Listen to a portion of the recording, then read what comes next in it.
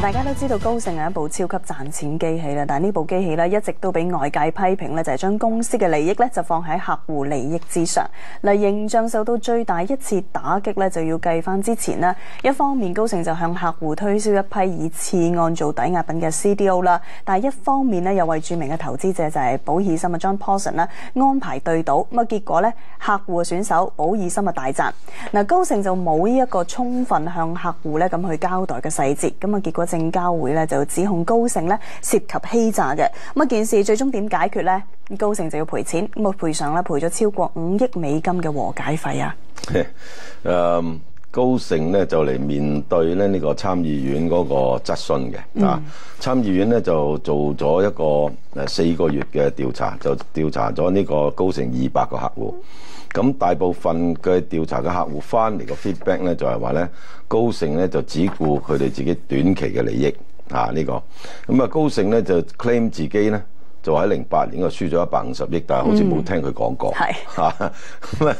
咁高盛咧為咗重新修補個形象咧，就啱完成咗一份咧長達63頁嘅自我檢討報告，就提出咧多達呢個39項嘅改革嘅建議。咁啊高盛嘅解釋係為避免即係俾人哋指將自己公司嘅利益咧凌駕於客戶利益之上咧，咁啊決定重組個業務。咁原來高盛咧有3大嘅業務嘅，第一咧就係 iBank 個投資銀行，大家都知㗎啦。第二咧就嗰個交易與主要投資，即係佢哋所謂嘅 trading and principal investment， 唔知係咪坐本同對敲咧嚇？咁咧就第三咧就個 asset management 咧資產管理咧，加埋嗰個證券服務，我諗梗係就 stock broking 嗰啲咁嘅嘢啦嚇。咁啊當中嗰個交易與主要投資嗰個業務嘅收益咧，就幾多屬於客戶，幾多屬於高盛咧？其實係冇交代清楚嘅。咁於是高盛咧將佢一拆為二。好啦，一拆為二，頭先你講3大業務啦，咁一拆為二即係變咗4樣啦。咁啊大家可以睇睇咧，就係嗰個業務重組之後，就係新嘅嗰個規劃會係點咧？嗱，當然第一個投資銀行就繼續都係投資銀行啦。頭先你講最後嗰個即係資產管理同埋證券服務繼續都係嘅。咁啊唯一咧就係將佢嗰個交易同埋主要投資咧就拆做2個細項，一個咧就叫做機構客戶服務，咁另一個咧就叫投資與借貸，咁就係表列出嚟嗰4大業務啦，就係咁樣搞法。咁啊睇翻咧，高盛就將即係以前咧屬於客戶收入咧，就計咗入去咧就係機構客戶服務，然後將屬於高盛本身嘅收入咧就計入去咧就係投資與借貸，即係分開嚟計。咁啊下個星期39號咧，佢哋就會公布舊年第4季度個業績噶啦。咁到期時咧就會正式轉用呢一種最新業務劃分嘅方式咧嚟到做個計算嘅。咁你要留意下佢究竟點樣計算法啦。咁就根據最新嘅計算方法咧，會發現舊年第3季嘅集團係靠咩咧？靠獲產嚟賺錢啊！揸獲產炒嘅。咁當中原來咧有接近40%咧係嚟自高盛真金白銀炒翻嚟嘅。咁嗱喺呢個舊年第3季交易同埋投資嘅稅前收益，大家睇到咧就係高盛佔相關嘅收益大概係37%，即係8億幾。咁客戶咧佔相關嘅收益大概63%，咁梗係要多啲啊，養住啲客先啦。咁反映集團積極炒賣，亦都反映咧坐盤交易咧佔集團收益嘅比重咧相當之大嘅。係啦，除咗頭先講嗰個一拆二之外咧，仲有其他嘅一啲嘅改革喺入邊都係同大家講啦，包括咗就話會提升嗰個季度財務報表嘅質素啦，亦都會強調結構性產品嘅標準啦，同埋將會咧改變員工薪酬嘅機制，以及咧就係根據角色咧釐定嘅責任。嗱，大家聽完即係我講啦，嗰個咩4種角色，包括咗有客戶代理人啦、莊家啦、顧問啦，同埋市場參與者嘅。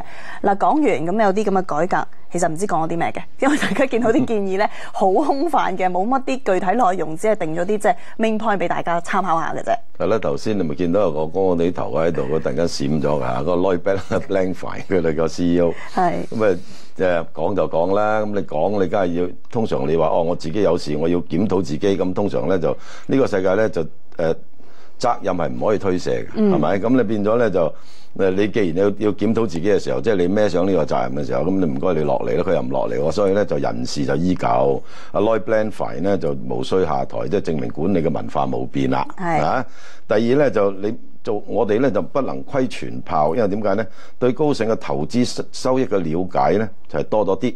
但係對相關嘅風險咧，就我哋唔了解嘅喎，可能仲係好多都未定咁咧就依然故我啦，即係佢哋未承諾喺公司業績發布嘅當日咧，就順道公佈埋集團嗰個資產負債狀況。呢個就依然故我就講一套就做一套。嗱，所以有啲分析就話咧，高盛所謂話增加嗰個財務透明度嘅做法咧，實質上其實只係將一個黑箱大嘅黑箱就變成兩個小嘅黑箱，咁啊結果都係黑箱啦。嗰度黑箱啊？邊度4嚿都係黑箱啊？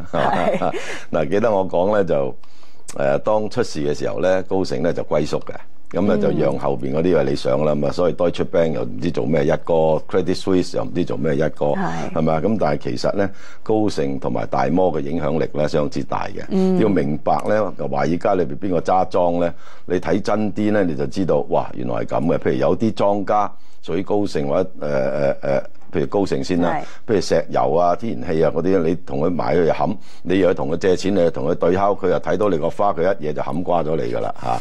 大摩咧就做啲咩？可能係銀啊、黃金啊，或者其他啲商品，你睇下啲銅嘅 ETF 領棒出嚟係嘛？聖摩嗰啲啦，未必係大摩、聖摩嗰啲，都係佢哋揸莊。咁所以咧，大家要認識咧呢兩位仁兄咧，就係好犀利嘅，倚天劍屠龍刀嚟咧。即係其實個大勢都係冇變嘅，咁大家可以繼續咧留意住嘅情況。好啦，咁啊，我哋節目完之前呢，提下大家今個月嘅23號咧喺灣仔會展呢有一個全方位嘅投資講座嘅。咁啊，到期時嘉賓呢會就住股匯啦同埋樓市嘅走勢咧做詳細分析。咁有興趣嘅觀眾呢可以打熱線電話1833-238，咁又或者係登入去 www.nowtv.com.hk 免費索取門票嘅。今晚節目時間嚟到呢一度啦，聽晚同樣時間再同大家見面啦，拜拜。